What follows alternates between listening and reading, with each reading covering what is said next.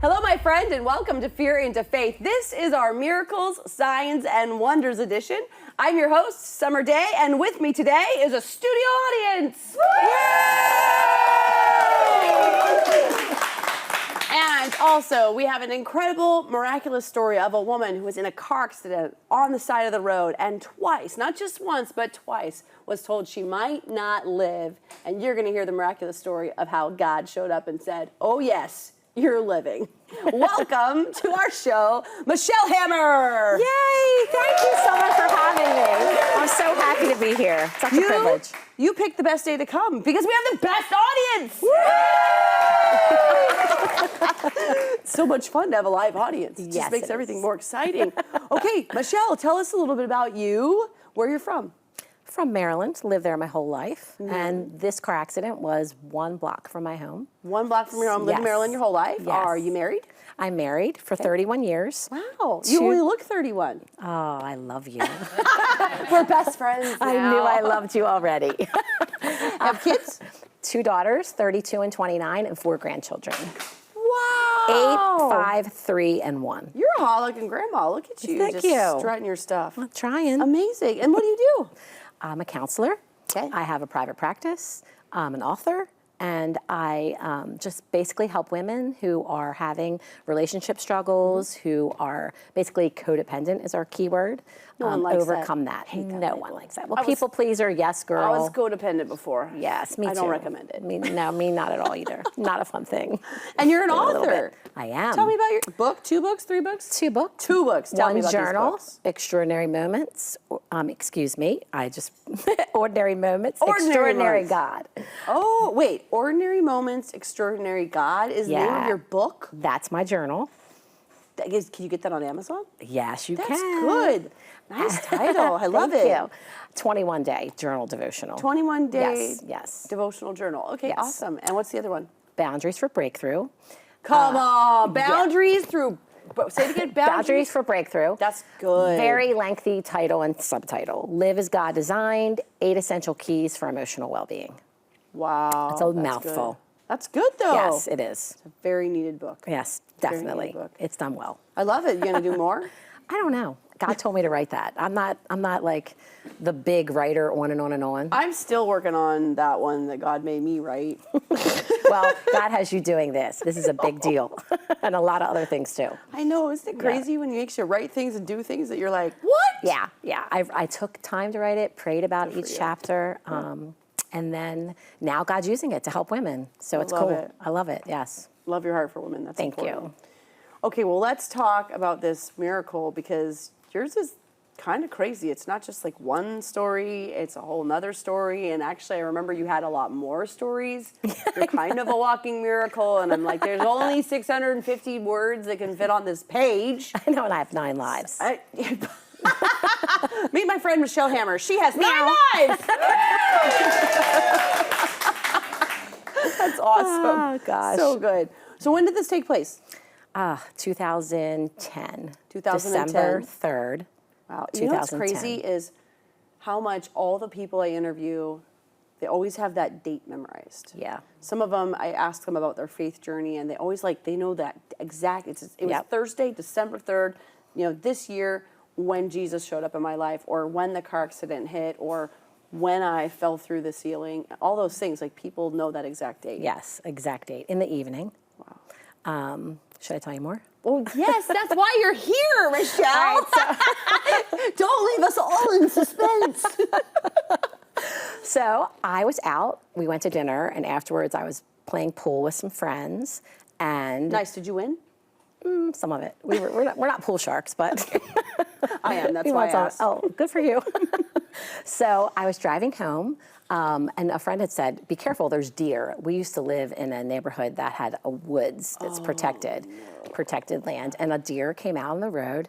And I also had dropped. I had a couple of things I was trying to put in my purse, and I know that's not right. But while I was driving, before I had started driving, and I realized I had dropped something. I'm already having those creepy feelings you have when you watch a movie.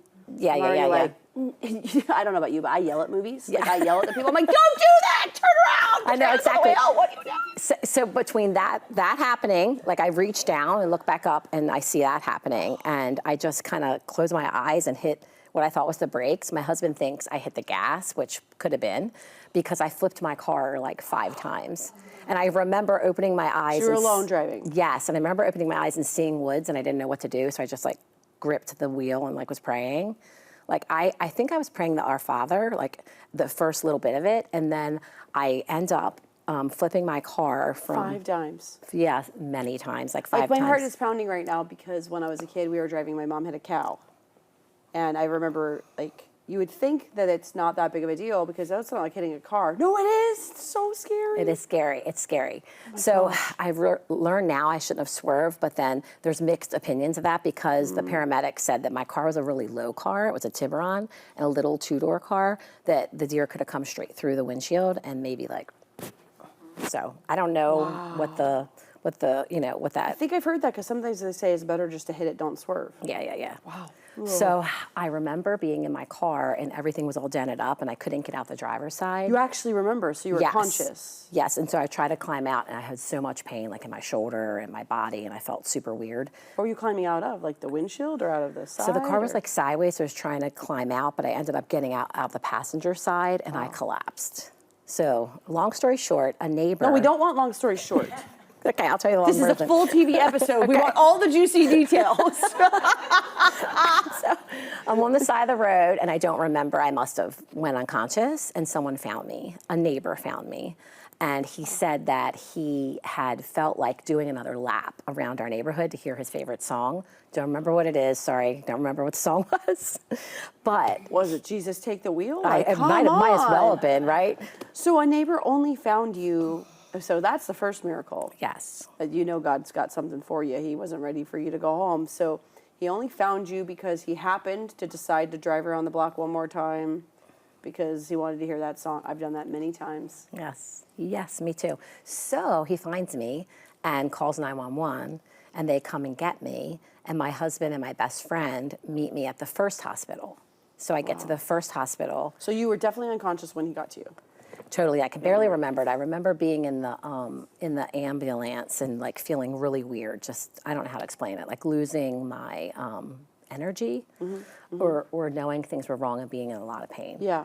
And at the first hospital, they had told my husband and my best friend that they had to take me to shock trauma instead because they couldn't help me there. What in the is ER. shock trauma? Shock trauma is when you're really bad off. Like if you have gunshot wounds or a really bad car accident or you need a lot of work quick. Wow. And so I remember a paramedic saying, do you want to be heliported or drive real fast? I do remember that, making a joke, but he was serious. And I said, don't put me in a helicopter, please, because I was so scared. And I feel like they drove like 100 miles an hour. And I got to the hospital and I said, am I going to live? There were like people everywhere working all over my body. And she said, I don't know. And my heart started really racing like super fast. I felt like I was going to have a heart attack, but it was actually a panic attack, come to find out. Yeah. And that's all I remember. And then it gets really hazy. So you were having a lot of moments of just going in and out of consciousness. Okay. My poor husband, they had him leave the room, and then they came back later and told him that I had... Oh, this is a good spot to stop. They told him, we'll be right back after this. We're going to take a quick commercial break, and we'll come back right where we left off. Hello, my friend. We are back with the ultimate cliffhanger. And then he said, here we go, Michelle. We were talking about your husband. You are fading in and out of consciousness at the hospital in shock trauma, which I'd never heard that term before, because you flipped your car 5 times to avoiding a deer on the side of the road. Oh, my goodness. So what happened? Your husband said? Yes. He was worried. He was wondering what he should do. And basically, he just went and started praying. Yeah. And then they came in to talk to me, but I wasn't conscious, so they started sharing with him everything that was wrong. And they told him, he said, that it was like my liver, if you took it out of my body and just dropped it on the ground. That was one thing. Then my spleen was sliced. So your liver looked like it was all sliced up from being dropped on the ground. That's a very vivid, disgusting picture. I know. Okay. And I had 6 broken ribs. I had... I needed a pneumothorax. I don't know how do you say it, but my lungs were filling up with blood. I needed blood transfusions. I You had to get a needed blood transfusion. 2 Oh, you had to get 2. internal bleeding. Jeez Louise. Oh. I had a hematoma on my head. I had other problems that were just insane. So long story short, I'm going to keep giving a long version. It's a long story longer. We're reinventing the term. Oh my gosh. Long story longer. I'm in the hospital and things keep happening. Yeah. And so, and my poor husband, I'm on pain meds. I don't know what's going on. I'm like thinking I'm at work, and I'm apparently a handful on pain meds because I had never taken them before, and they're doing all these cocktails to try to control the pain. Oh no. Still don't know what's wrong. And then they did a surgery for me, 5 hours, sit still, lay still actually, and I had to hold my breath when I was awake. Under?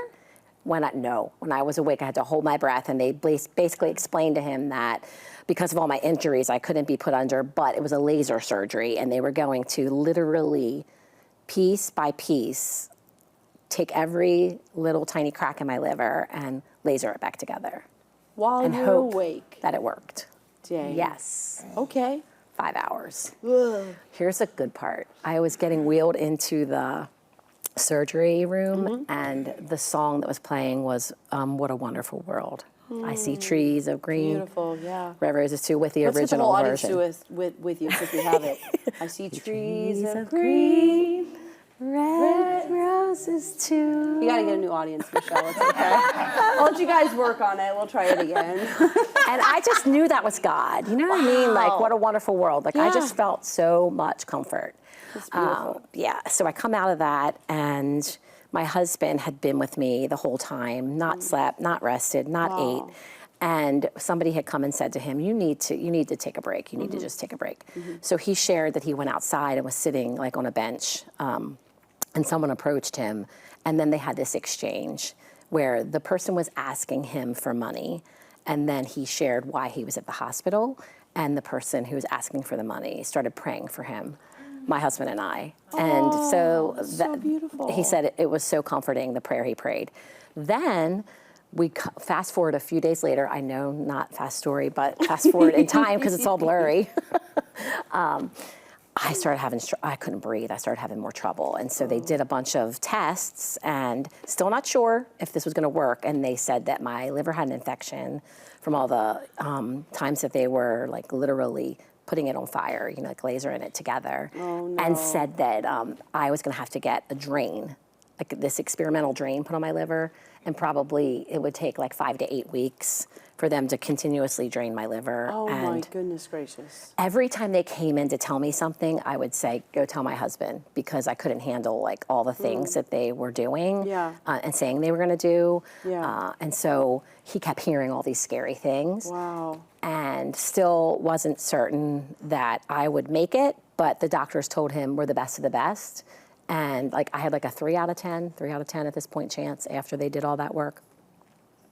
So my husband called his work and said, I'm going to need, I could get teared up here, long-term FMLA, basically. What's that? Like family medical leave, because I'm going to be gone a while. Wow. And as he was telling his staff what happened, one of the women who worked for him said a similar thing happened to her nephew, and they prayed Ezekiel 16:6 over him, and he's fine. Oh, nice. It gets better now. Well, spoiler alert, I knew the ending. So that afternoon, my pastor came, his parents came, my kids were there, and they all formed this like prayer huddle around me, my nephew, other family members. And I kind of remember being in and out and seeing them praying. And is this like 24 hours later? How long? This is probably like 5 days in. 5 days in. No, I'm sorry.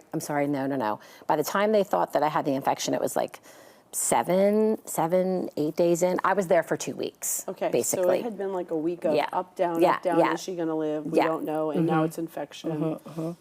And then they prayed this prayer. And I remember my pastor opening the Bible to that verse, and it said, while I saw you there laying in your blood, I told you live. And then I could see his face like, this is a graphic Bible verse. Like, why are we praying this? And then they all started praying. And the next morning, I was due to go in for the liver drain, and they did blood work. And they came back. Yes, because they always do blood work before they're going to take you into surgery. And this was a big deal, like, iffy surgery. And they came back and told my husband that they had no explanation for what happened, but everything that they were seeing in my blood was all resolved. No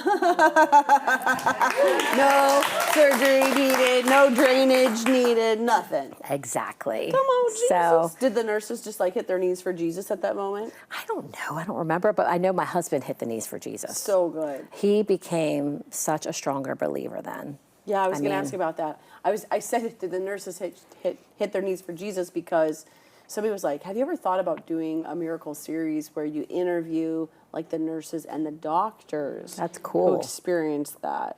That would be really neat, cool. huh? Yes. I'm looking for some.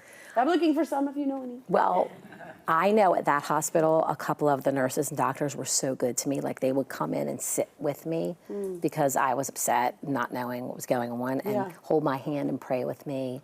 And that wasn't a Christian hospital. Beautiful. Beautiful. Yeah. So, your husband hit his knees. How did everybody else respond? So my husband actually knew, like, it is explicable.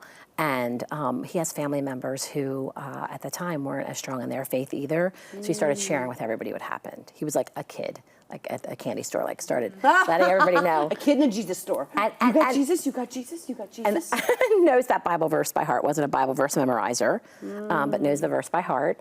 And, there was some like shaky stuff within the next week, just me trying to get better. Yeah. But then I went home, and it was months of recovery. I had to sleep sitting up because of my broke ribs and the surgeries for a month and a half, like sitting up. And then just one thing after another, having to go back and forth to shock trauma and get my liver checked, get my blood checked, get my lungs checked. I had the hematoma on my brain. Were you guys ever worried again that maybe it would get infected or anything like that would happen? Well, that's what happened. So I get home, and they have me taking these medicines, and I broke out in a rash. Oh, geez. And they're like, you got to bring her back to the hospital.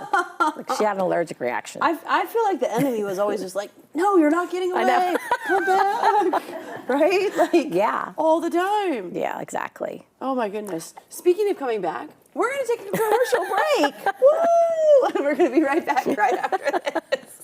Welcome back, my friends. We're talking to Michelle. Had this car accident. Now it's like 7-8 days up, down, up, down, up, down. Totally miraculously healed of your liver where they can't. I love it. That's my favorite. We can't explain what happened. So I'm like, did they hit their knees for Jesus? If we can't explain it, it's because it was Jesus. Yes. And then you said you had another time where Yes, I go back in. hives everywhere? Like, Yes. what? A rash. No. Ugh. So they have to change my medicine, but I had to get rushed back to the hospital. They were thinking I'm going to have to be admitted. Again, enlisted all the prayer people, right? Come on. And basically, they gave me some cream and said, put this on, and in a few days, if it's still a problem, then we'll have to shift the medications, but we really want to keep her on the medication she is right now. Also, God was making a way in that, because when I was back at the hospital, I was on so much pain medicine, Summer. I bet. I didn't like it. Yeah, I And bet. so I said, can we please take some of that off? Like me, and the doctor said, you're gonna be in some pain. And I said, I don't care, I'd rather have some pain than just be like so hazy. Because by the time I came home, it was like almost Christmas. Yeah. And the other cute thing is, I can't really walk really well yet or anything. So We just declare that's on its way to be. yeah, exactly. So we good time for we are in the car. It's Christmas time, and the kids are like holding up Christmas trees for me to my window, and like, pick one out, Mom. And then we get home, and the kids decorate the tree. Yeah, they were so happy, I bet. It was a really special Christmas that year for so many reasons. I want to ask you, so how did this like strengthen your family? What happened after this? How did things change? So, as you know, the devil's a liar, right? So some things got better and some things got harder. So my husband and I got really tight. Nice. And even tighter in our spiritual walk with God. But Tell me more. How so? So reading the Bible every day, praying together, doing a small group together, helping with ministry at our church together. Whereas before we had separate things. He's in the worship team at the church now. He's a bass player who used to play secular music. Then he started playing music for our church. So, and we started doing a lot of community work together. Wow. In this point now, we work together. People are like, you guys work together, you live together, you're married, but it's amazing. You're like, yeah, we like each other. We really do. And we didn't always like each other. Oh, that's There were some times when we didn't, right? That's beautiful. And how did it affect your kids? How old were your kids at the time? 18 and 16. Wow. My 18-year-old was scared to death I bet, yeah. when that happened, and she really struggled for a little bit just in moving forward from that because of the trauma from that. But she's amazing. She's doing really great. She's in the same field I am. My youngest daughter really rebelled a lot.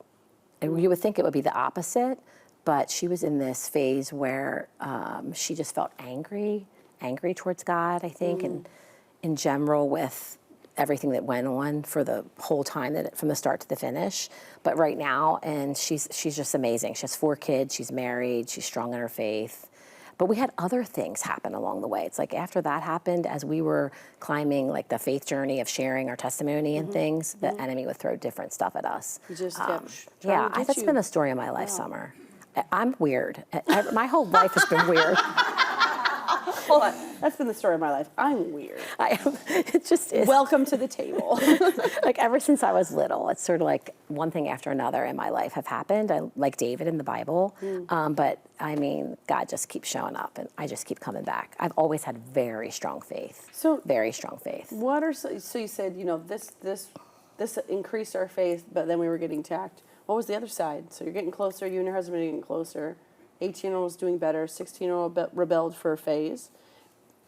That makes sense. Sometimes that's how people process trauma. Yes. I taught a lot of high schoolers, and I remember one, you know, having issues if there was divorce or a parent passed away or anything like that. You know, Yes. sometimes the kid was able to handle it, and other times I feel like they had to go through that season. Yes. Of being angry. Yes. And stuff like that. So what else? How else did you guys get attacked?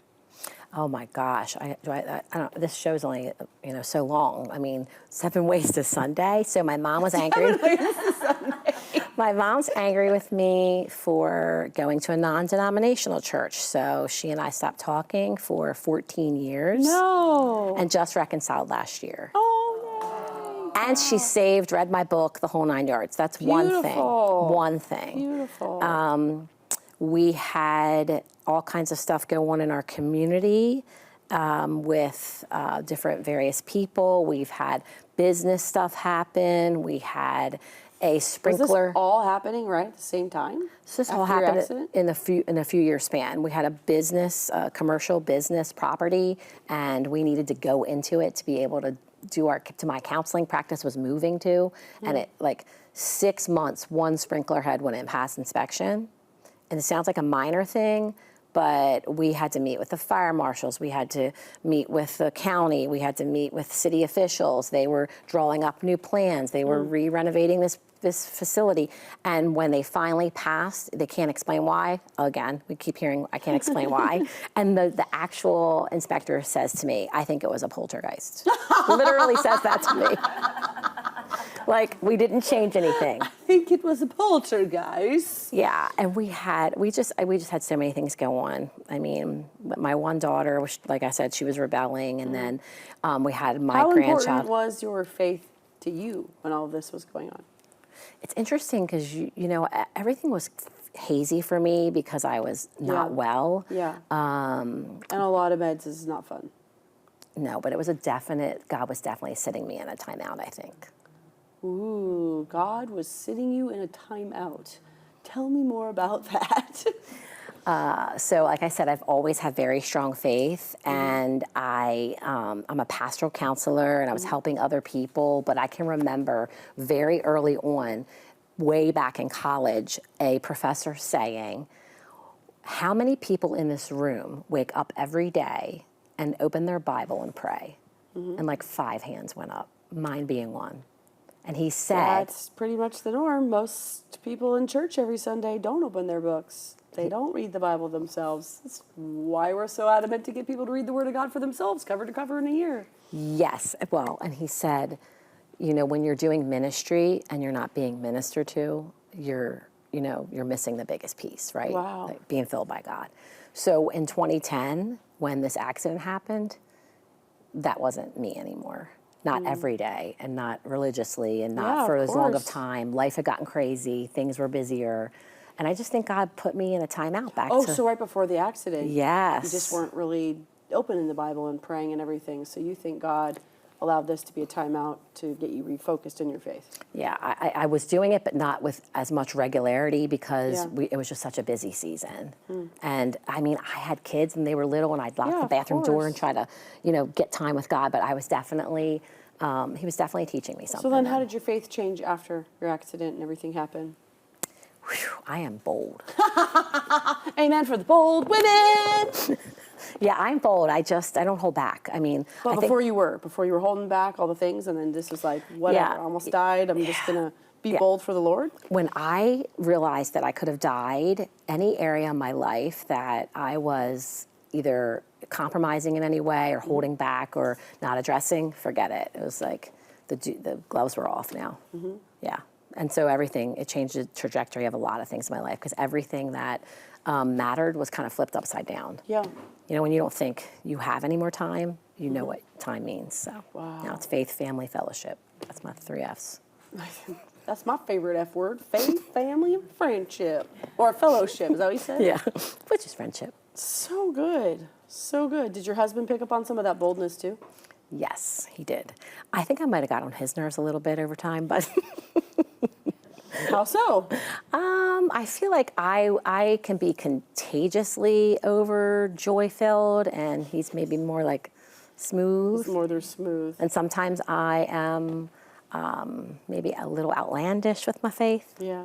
So, Well, believe it or not, we're coming to the end here. wow, that I was so know. much time. Time flies So when you're having fast. fun. Well, thank you so much for being here and welcome. sharing Thank all you. of that. I just love your story and so many different things that could have happened, and then you would not be sitting here. I know. Thank Yeah. you. Yeah. Which I'm privileged You're to share amazing. it. You're amazing, amazing, You're amazing. twice as Thank amazing. you so much for watching today, my friend. I just want to pray that boldness over you. I just want to pray that right now that you would be inspired by Michelle's testimony, and that God wouldn't have to do anything to wake you up, but to get you into bold faith with Him. And also that maybe, just maybe, this is your reminder that your relationship with Him matters, and that maybe you get to open that Bible today and you get to pray straight to Him today. Amen. And we'll see you next time. Amen.